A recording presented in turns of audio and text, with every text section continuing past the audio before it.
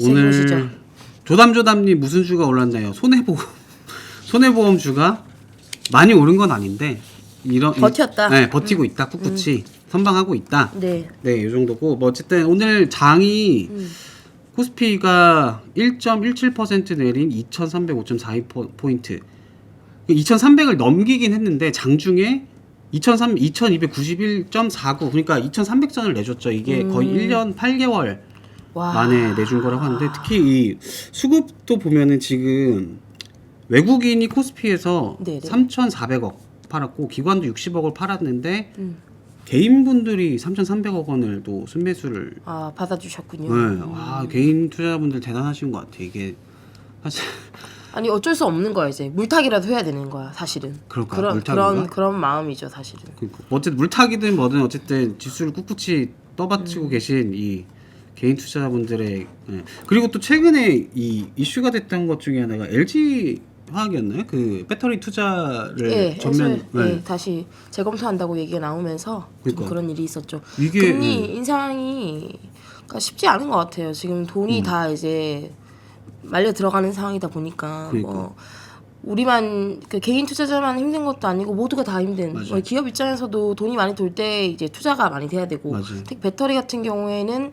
많은 자금이 필요한 사업이다 보니까 사실 때가 좋았는데 이게 순식간에 이제 또 달라지는 상황이 돼버렸죠. 그러니까 네. 금리도 그렇고 또 물가도 아무래도 막 오르고 있다 보니까 이 투자할 때도 이 비용 원자재랄까요? 이런 그렇죠. 것도 부담이 되잖아요. 크고. 그래서 물가가 이번 주에 또 이슈가 됐던 게 추경호 부총리께서 네네.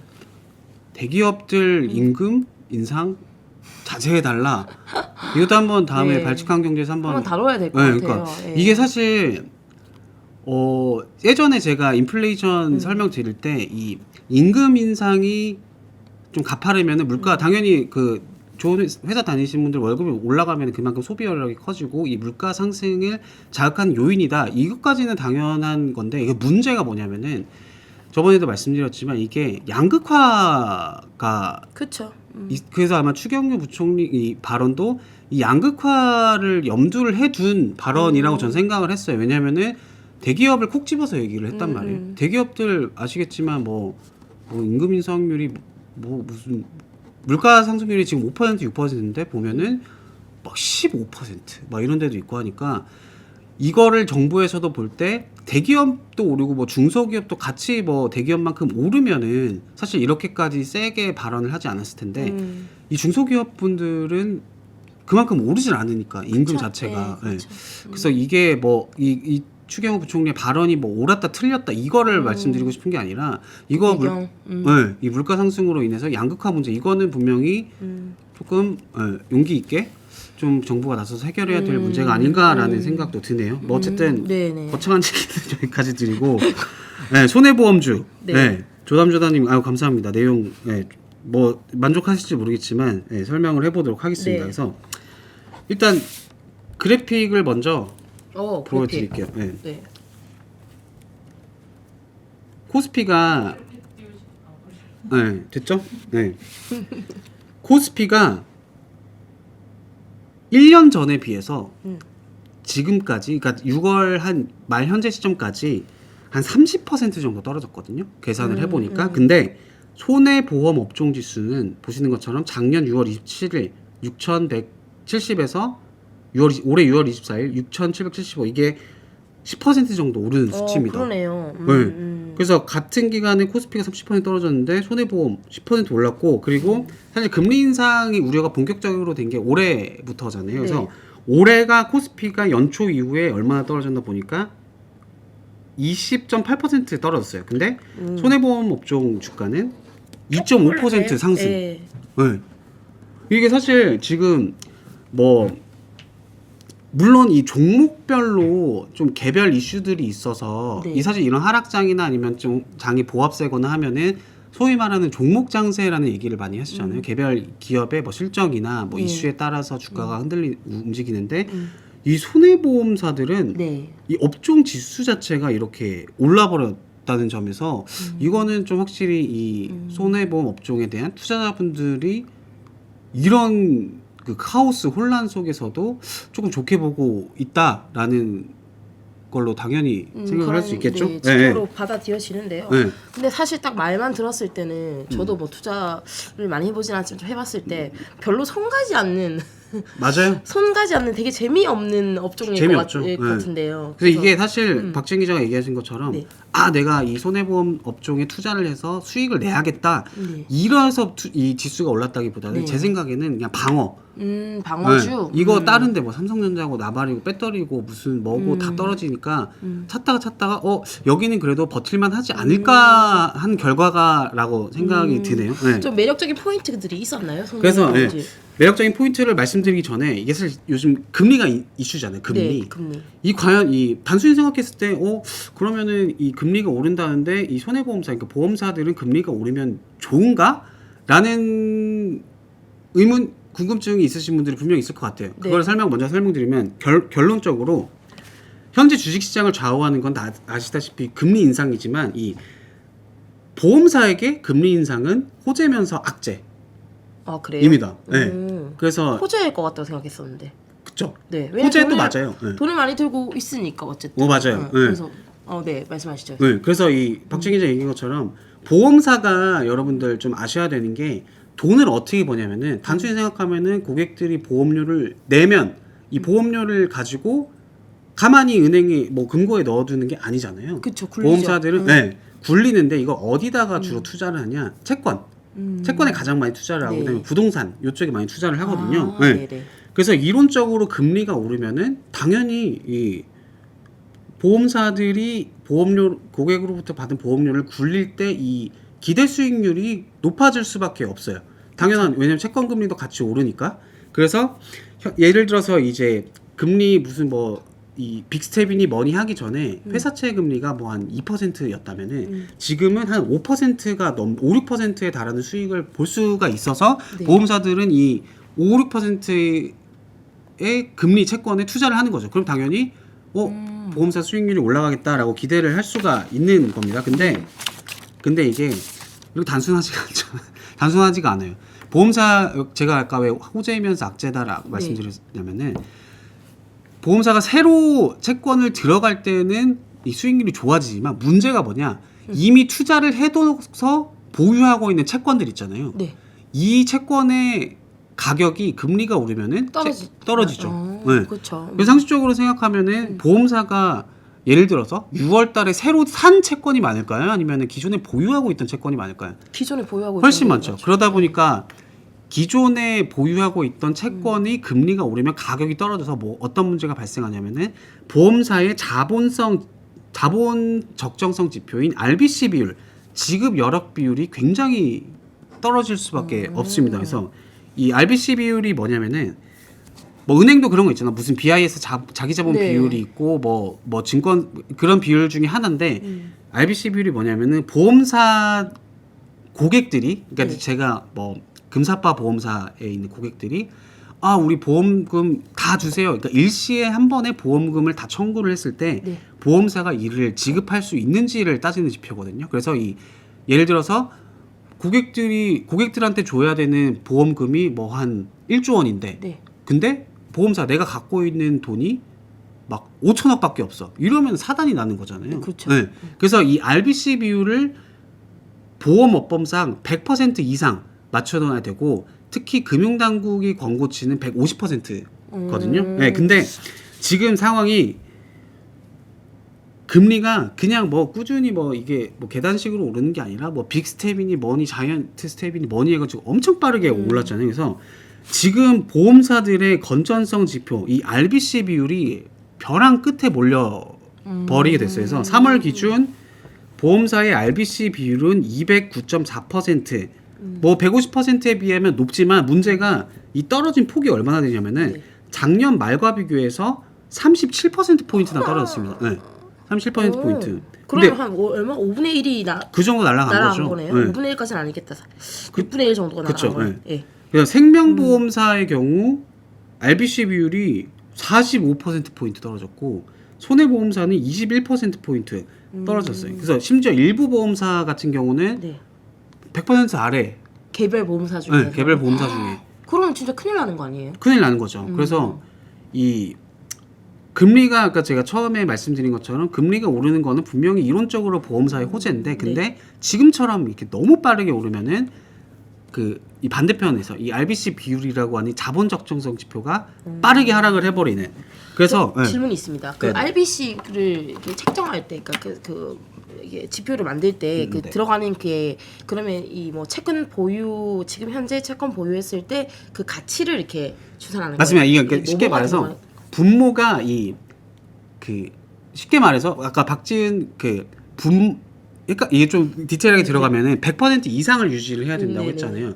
그러니까 분모가 고객에게 줘야 되는 보험금이고 그 위에 있는 게 아까 방금 박지은 기자 말한 채권부터 뭐 부동산 전부 아니면 다를 포함하는 네, 거예요? 이제 가용자본 가용자본. 이거를 싹 다 포함한 지표라고 네. 보시면 됩니다. 네. 그래서 이제 채권 같은 경우에는 금리가 올라가면은 그만큼 평가 손실이 커지니까. 나니까 그런 것들이 다 반영되면서 전분기 대비해서 이번 분기에 이제 보험사들의 그 RBC RBC 비율이라는 비율이 게, 많이 네. 떨어졌다. 네. 이렇게 보면 되는 거군요. 네, 네. 근데 이게 뭐 단순히 그냥 금리 올랐으니까 뭐 어쩔 수 없네가 아니라 진짜 100% 아래면 규정 위반이거든요. 그렇죠. 네, 이 정도로 떨어진 보험사들이 나올 정도로 엄청나게 좀 벼랑 끝에 몰린 상황이다 보니까 뭐 어쨌든 이 금리 인상이 보험업종에 끼치는 영향이라고 하면은 네.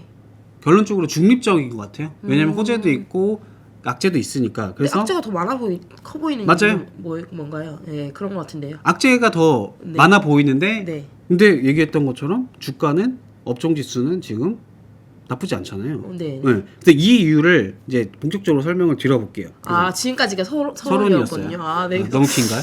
왜 이렇게 좋지도 않고 안 좋지도 않고 그러니까. 네 주가는 그럼 오른다는 왜 얘기했을까? 끝났습니다. 네, 말씀하시죠. 그래서 뭐 어쨌든 박기진 기자 얘기한 것처럼 금리 인상이 그 보험업종에 지금 중립적이라면은 네. 이 지금의 이 지수 상승을 어떻게 설명해야 되냐? 간단해요. 본업에서의 수익성이 지금 손해보험사 같은 경우 네. 나쁘지 않습니다. 좋아요. 이유가 있나요? 이유를 첫 번째는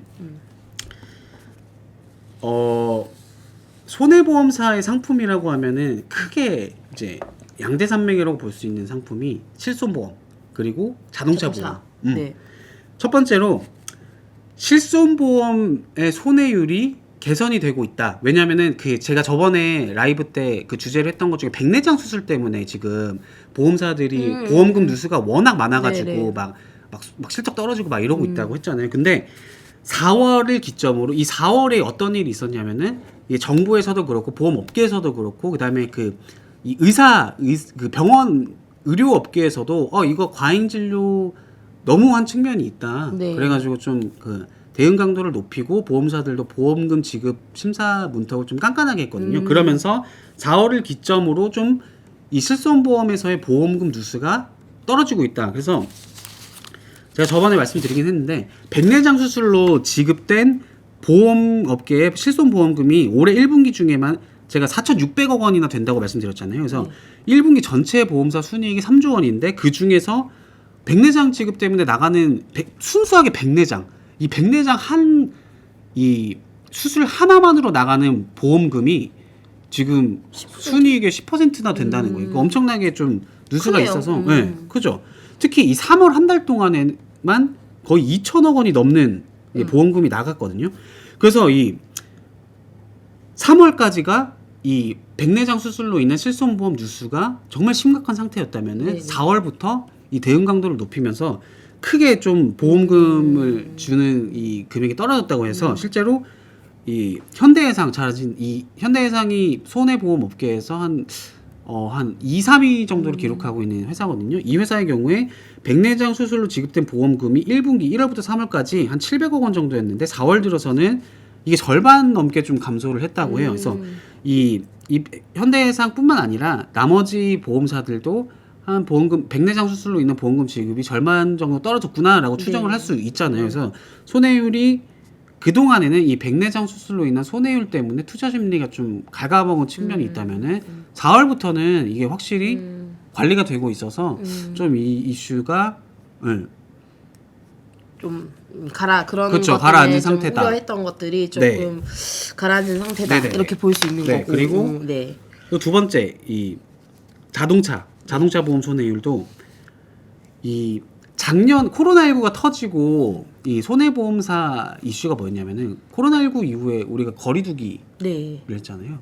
거리두기를 하면은 밖에 안 나가고 자동차를 많이 안 타겠죠. 안 타죠. 그러면은 보험사 입장에서는 좋죠. 완전 좋지. 사고가 안 나면 자기들이 보험료만 받고 내줄 보험금은 없으니까. 그쵸. 예. 그래서 이게 근데 올해 이제 거리두기 조치가 종료되면서 보험업계에서 어떤 걸 걱정했냐? 이거 다시 자동차 보험 손해율 그러니까요. 높아지는 거 아니야? 그런데 생각보다 높아지지 않고 있다.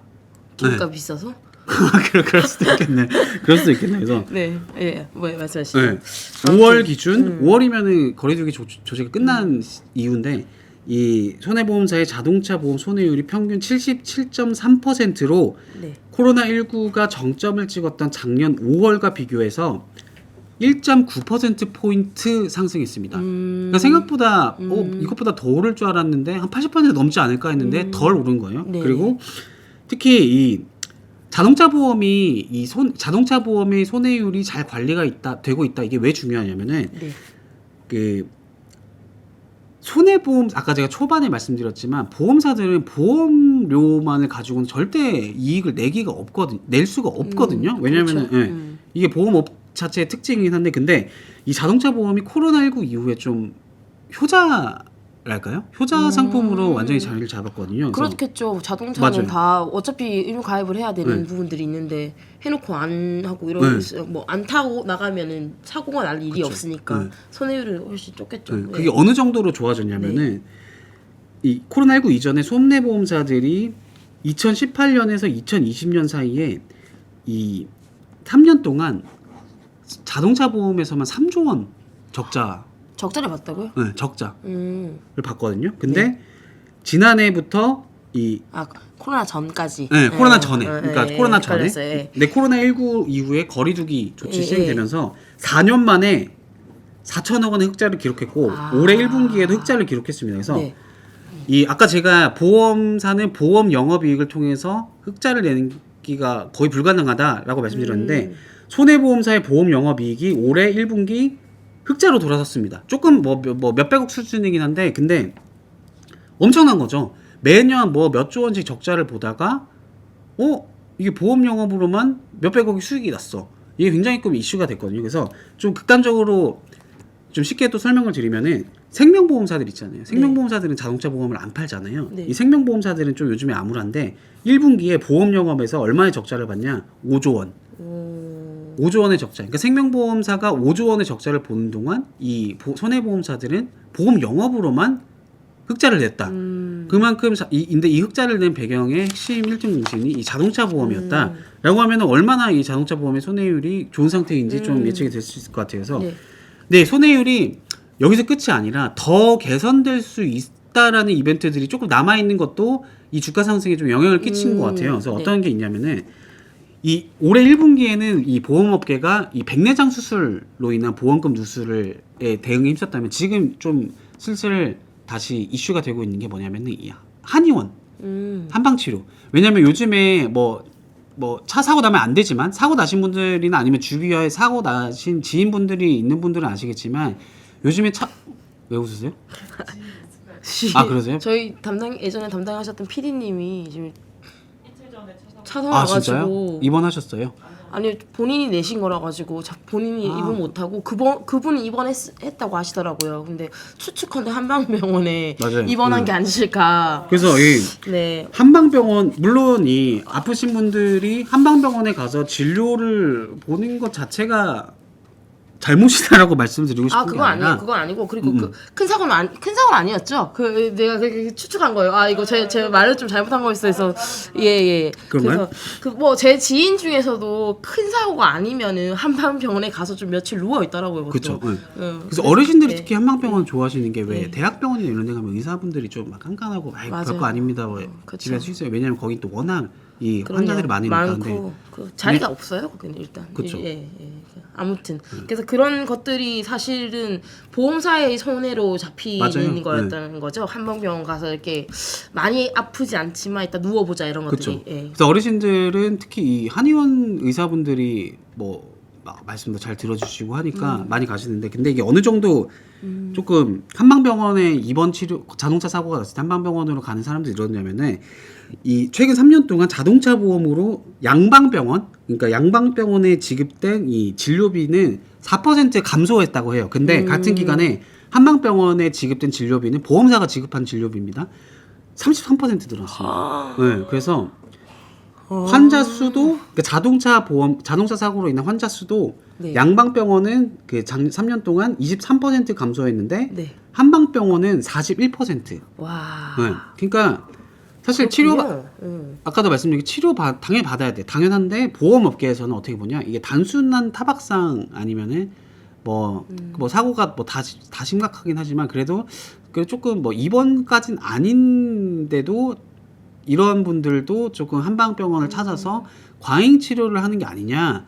맞아요. 우습게소리지만 뭐 그렇잖아요. 차 사고 났다 그러면은 뒷목 뒤에서 잡고. 막았다 이러면 누워야지. 바로 누워야지. 그쵸. 일단 누워야지. 이렇게 네. 얘기하니까. 네, 그게 뭐 잘못됐다는 게 아니라 보험사 입장에서 네, 말씀을 드리는 그렇죠. 겁니다. 네. 네. 보험사 입장에서는 이게 이거 과잉 진료를 하는 것 같다. 그래서 이 한의원의 과잉 진료에 대한 어떤 좀 개선안이랄까, 이게 이제 올해 하반기 좀 규정이 나올 예정이거든요. 그러다 보면은 지금 올해 초에 백내장 잡혔죠. 네. 이제 하반기에 이거 자동차 보험 이 과잉 진료도 조금 개선될 여지가 있는 이벤트가 남아 있기 때문에 좀 이 투자 심리가 이 손해보험 업종이 굉장히 좋은 게 아닌가라는 생각이 듭니다. 그래서 정리를 해보면은 첫 번째 이 백내장 수술 좀 어느 정도 안정이 되고 있다. 그리고 두 번째 자동차 보험 이것도 앞으로 손해율이 개선될 여지가 있다라는 측면에서 이 손해보험사 업종의 주가가 버티고 있다라고 말씀을 드리겠습니다. 그래서 끝으로 사실 투자자 입장에서 물론 주가가 오른 것도 좋지만 더 좋은 게 뭐 배당. 그렇죠. 배당이죠. 그래서 뭐 어떤 분은 이렇게 말씀하실 수도 있어요. 손해보험사 주가 괜찮고 앞으로 뭐 수익성도 실적도 잘 나오면은 올해 배당 괜찮겠네요. 근데 제 개인적인 생각입니다. 배당이 좋을 것 같지는 않아요. 아까 그 RBC 맞아요. 문제 때문에 배당하기 맞아요. 힘들 것 같은데. 네. 그래서 보험의 자본적 정서, 이 금리 인상으로 인한 이 보험사 자본 지표에 대한 충격이 워낙 크기 때문에 네. 이 보험사들은 RBC가 떨어지면은 뭘 해야 되냐, 이 자본확충을 해야 되거든요. 그래서 근데 이게 또 자본확충을 할 때 또 변수가 지금 하나 더 생긴 게, 금융당국에서 이 자본확충도 여러 가지 방안이 있잖아요. 근데 금융당국에서 뭘 요구하고 있냐, 유상증자를 통한 자본확충을 요구를 하고 있어요. 이게 왜 그러냐면은 그건 보험사들이 자본확충을 어떻게 했냐면은 신종자본증권 아니면 뭐 후순위 채권 이런 이 증권이나 채권 등 형식으로 자본확충을 많이 했거든요. 빚을 낸 거네요. 그렇죠, 빚을 낸 거죠. 이게 근데 좋은 게 간편해요. 왜냐면은 유상증자 하면은 뭐 예를 들어서 그 모회사가 만약에 좀 가난하고 돈이 없다 이러면 제3자 배정 유상증자는 하기 어렵고 그럼 공모를 해야 되는데, 그럼 또 뭐 주관사 증권사 선정해야 되고, 또 요즘 주식 박살나고 있는데 이거 잘 될 거라는 보장이 없죠. 그렇죠.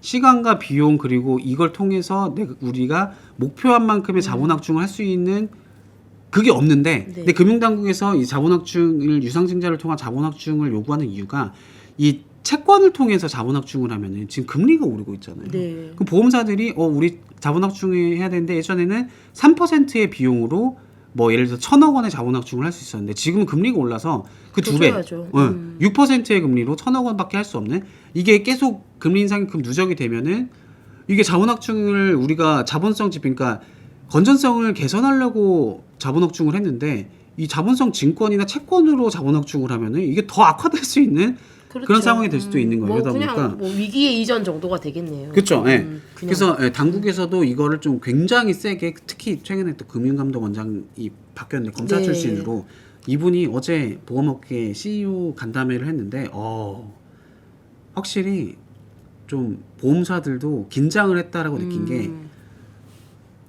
이거는 뭐 기사로 쓸 만큼의 그건 아닌데 이 드레스 코드를 요구를 했더라고요. 그래서 요즘에 이런 거 잘 없는데 보험사 CEO들한테 이제 뭐 정장에 뭐 넥타이 이거는 꼭 착용을 하고 간 다음에 참석해 달라 이런 요구가 있었던 거예요. 왜냐면 제가 그 옆에서 그 직원분이 통화하는 걸 들었거든요. 야, 뭐 땡땡 보험사 이분은 왜 넥타이 없이 오셨냐 해가지고 참.